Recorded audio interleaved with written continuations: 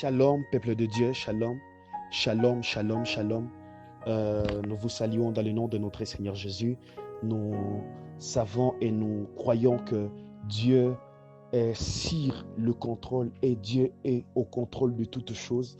Et nous croyons fermement dans nos cœurs que nos vies sont en pleine transformation parce que l'Éternel est en train de nous faire du bien du jour au lendemain. Alléluia. Alors, je suis le frère Bellamy depuis la République démocratique du Congo, précisément dans la ville-province de Bukavu. Je viens encore pour une fois nous parler de la part de Dieu. Mais avant que je ne commence ma prédication, il y a une pensée prophétique que l'Éternel a déposée dans mon cœur afin que je les transmette à son peuple. Alors, la première des choses que l'Éternel m'a dit, c'est qu'il est sur le point de restaurer plusieurs familles financièrement.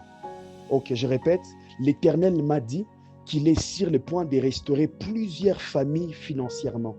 L'Éternel m'a dit de vous dire, de dire à ses enfants, financièrement, l'Éternel est en train de restaurer. L'Éternel est en train d'ouvrir les ciels pour que le finance ne soit jamais un problème dans vos familles, dans vos vies. Alléluia. Et la deuxième pensée prophétique que l'Éternel m'a donné de vous dire, la première pensée, la deuxième pensée que l'Éternel m'a donné de vous dire, il m'a dit de m'adresser précisément à une catégorie bien déterminée de personnes. Ce sont des personnes-là qui ont abandonné les seigneurs. Ils étaient autrefois zélés, mais aujourd'hui, ce n'est plus les mêmes zèles qu'ils avaient. Ils avaient un grand amour pour les seigneurs, mais aujourd'hui, ils n'ont plus ce grand amour envers les seigneurs. L'Éternel m'a envoyé vous dire, Dieu est disposé de vous recevoir. Dieu est disposé de vous pardonner. Dieu est disposé de vous restaurer complètement. Comme la Bible déclare dans Jérémie chapitre 18, il est le plus grand potier, il est le plus grand potier, même quand les choses se sont abîmées, même quand l'argile a pris une forme qui n'était pas la bonne forme, lui, il est le grand potier pour redonner à l'argile la forme que lui-même, qui est le potier, veut. Alors, j'aimerais dire à cette catégorie de personnes, retourne vers le Seigneur. L'Éternel a décidé de vous restaurer complètement. Dieu désire que vous reveniez à cet amour que vous aviez pour lui auparavant. Alléluia. Alléluia.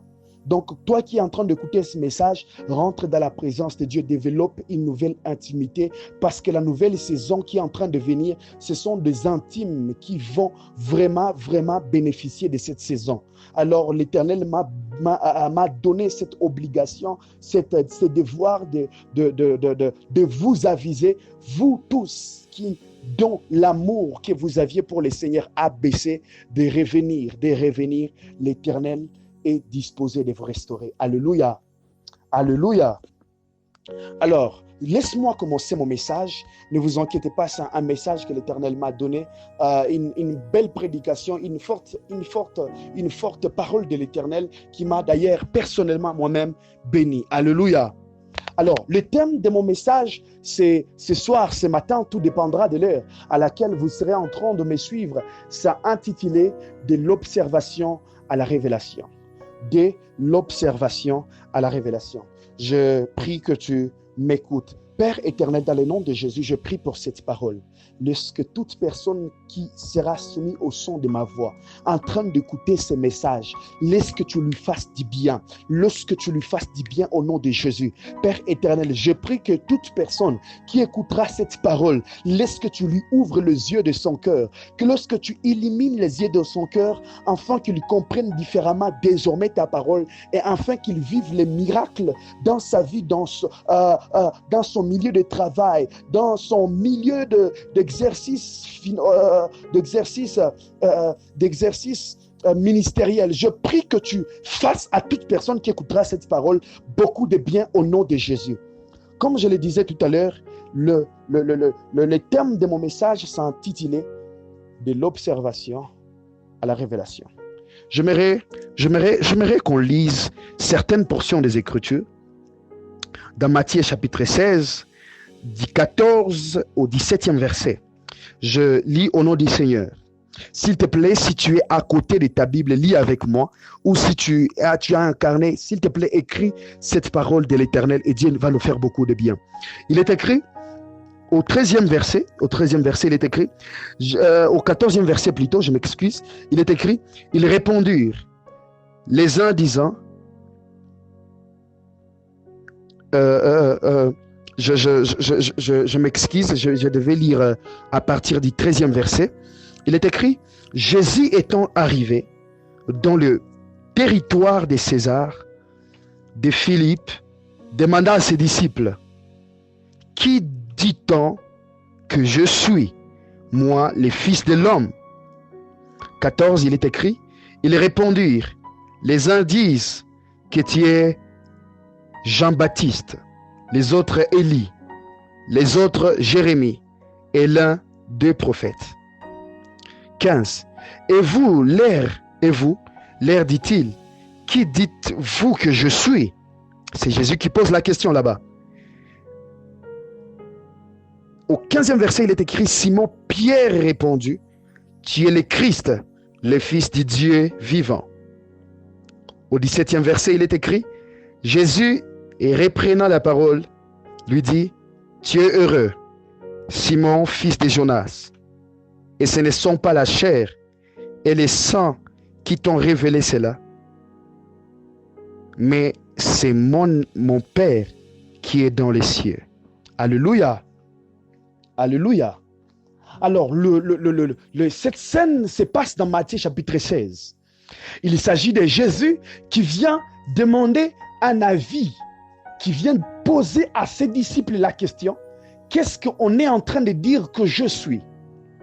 La Bible est en train de nous apporter plusieurs dires. Les uns dirent, on t'appelle Jean-Baptiste, et les autres t'appellent Élie. Et lorsque Jésus, premièrement, posait la question, il voulait recevoir une réponse au départ émanant de leur observation, émanant de ce qu'ils ont compris en observant Jésus. Et certainement, plusieurs ont répondu par rapport à leur observation. Plusieurs ont répondu par rapport à ce qu'ils avaient déjà observé chez Jésus. Voilà pourquoi même, j'aimerais ouvrir une parenthèse pour dire à quelqu'un. Très souvent, les hommes qui nous observent, ils parlent, ils nous jugent par rapport à leur observation. J'aimerais bien vous expliquer quelque chose. L'un des handicaps de l'observation, c'est que l'observation se base seulement sur le présent et sur le passé. Je répète, l'un des plus grands handicaps de l'observation de l'homme, c'est que son observation est basée sur le passé et sur le présent.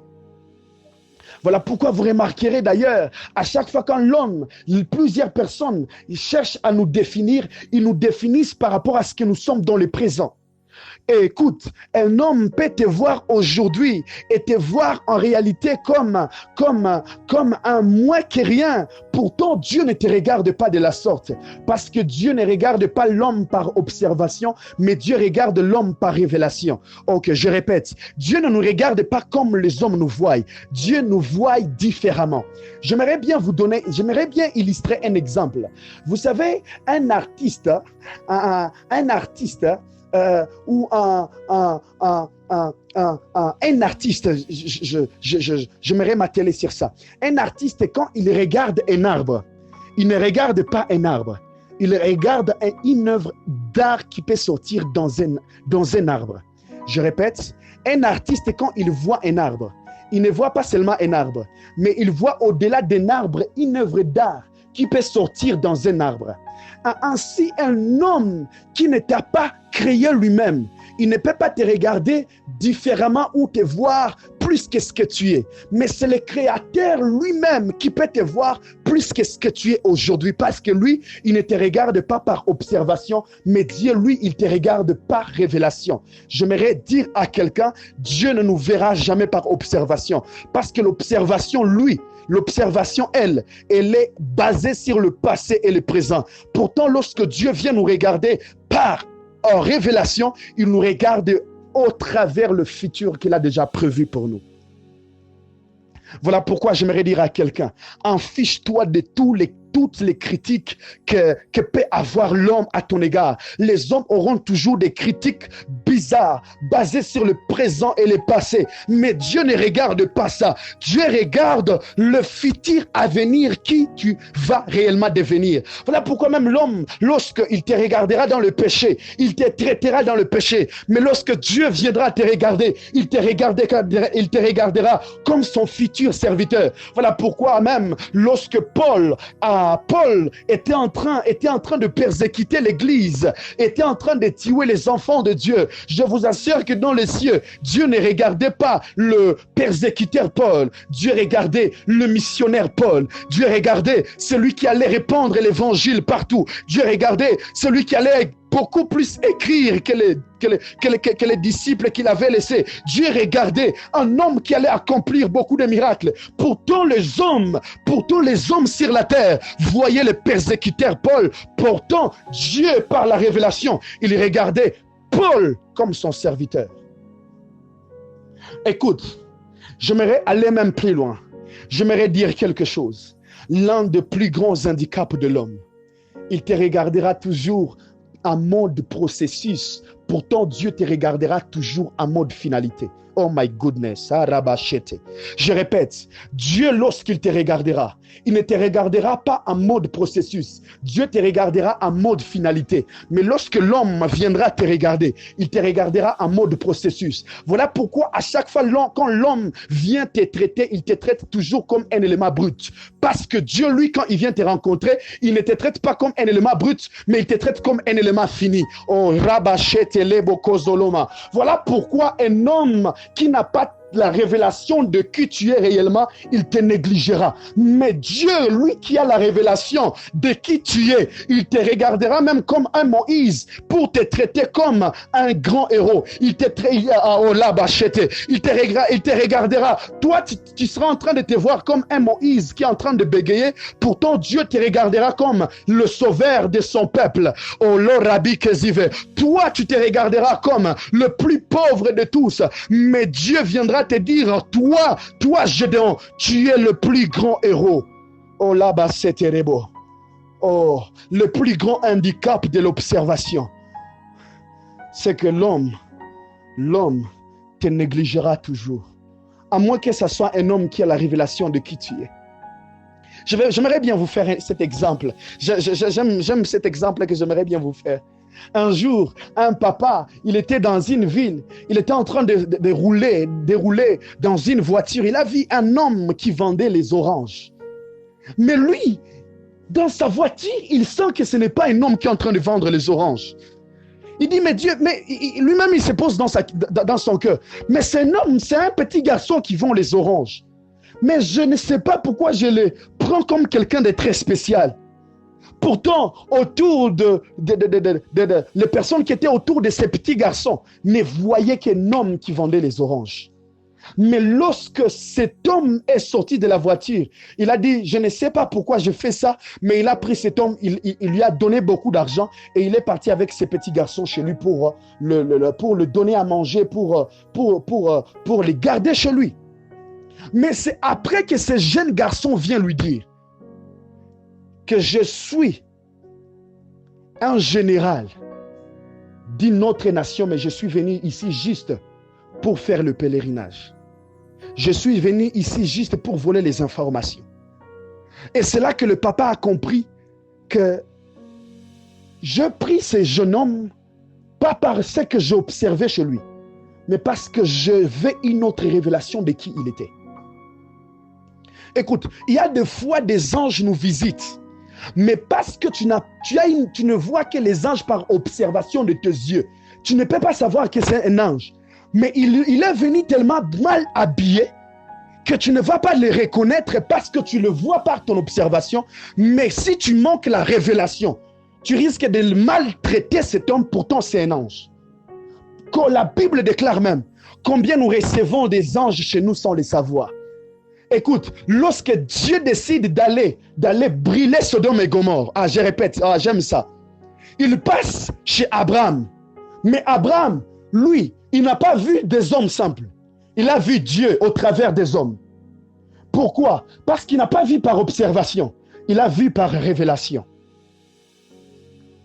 Écoutez, j'aimerais bien vous dire quelque chose. L'une des choses cruciales que nous ne devons pas manquer dans cette saison, c'est la révélation. La révélation. De ne pas marcher avec l'observation, mais de marcher avec la révélation.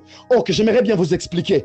Avoir une révélation, des fois selon laquelle que ton voisin, ce n'est pas une personne ordinaire, mais c'est un futur président de quelqu'un, de voir des fois même lorsqu'un président est encore en train de galérer, toi tu ne vois pas que c'est une personne qui galère, mais tu vois déjà qui il sera dans le futur. Voilà pourquoi j'aimerais dire à quelqu'un, la négligence que l'on peut avoir face à nos frères et sœurs, mais cela est dû seulement parce que nous ne connaissons pas, nous n'avons aucune révélation de qui est mon voisin et qui est mes frères et sœurs. Nous n'observons nos frères que par observation. Or, il nous faut la révélation. J'aimerais aller plus loin. Écoute, écoute là où j'aimerais finir mon message. Jésus vient poser la question. Il pose aux disciples. Les disciples commencent à répondre. Tu es Jean.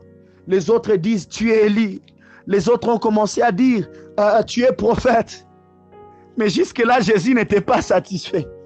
Parce qu'il ne faisait que répondre. Il ne faisait que répondre par leur observation. Mais écoute, quelque chose de très bizarre que Pierre vient dire à Jésus. Jésus, il commence à dire, tu es le Fils de Dieu. Et là, Jésus s'étonne. Il dit, non. Ce n'est ni la chair, ce n'est ni le sang.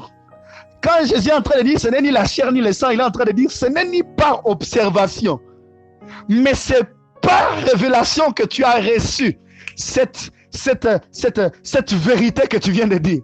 Écoute, il y a certaines vérités qu'on ne verra jamais par observation, mais il y a certaines vérités qu'on verra seulement par révélation. Il y a des choses, des fois tu ne te connaîtras pas. Tu ne te connaîtras pas.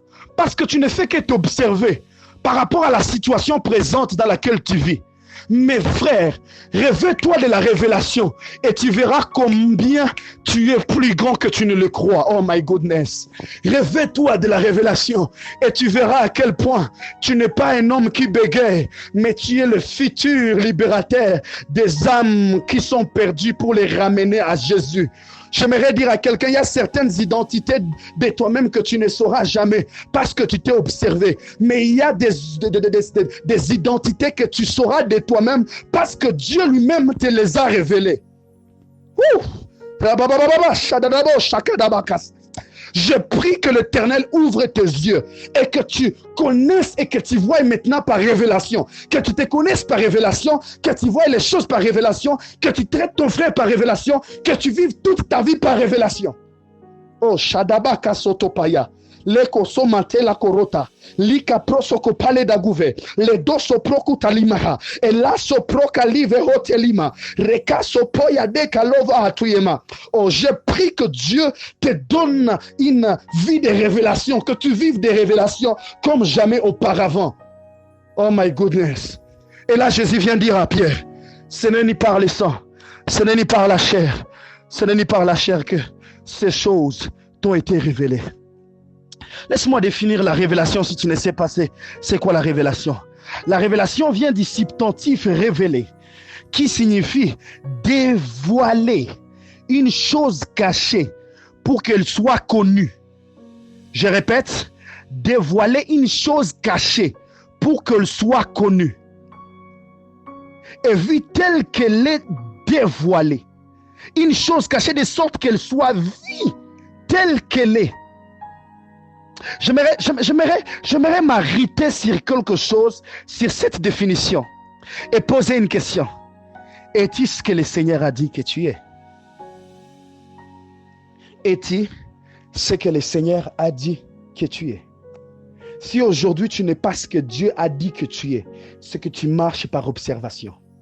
Je répète, si tu n'es pas ce que Dieu a dit que tu es, c'est que tu marches par observation. Et si aujourd'hui tu es ce que Dieu a dit que tu es, c'est que tu marches par révélation. Oh, là-bas, Sherebo Soto. La révélation vient du substantif révéler, dévoiler une chose cachée telle qu'elle est. Tout le monde n'avait pas une vérité selon laquelle Jésus était le Fils de Dieu. Mais Pierre, il a dit non, je ne vais pas observer par mes yeux. Oui, cet homme prophétise. Oui, cet homme fait des miracles. Oui, cet homme fait beaucoup de choses. Mais je mets de côté mon observation et je m'attache à la révélation. Et par rapport à la révélation qu'il a reçue, il a vu une chose. Il a vu une chose qui était cachée chez les autres. Mais il a vu. Écoute, il y a des révélations lorsque tu les auras. C'est lorsque tu seras distingué parmi plusieurs personnes. Parce que la vraie distinction vient au travers de la révélation. Si tu ne marches pas dans la révélation, tu n'auras jamais la distinction. Je répète, et je suis très, très responsable de mes mots. Si tu n'as pas jusque-là aujourd'hui, tu n'es pas distingué parmi plusieurs, c'est parce que tu n'as aucune révélation de qui tu es.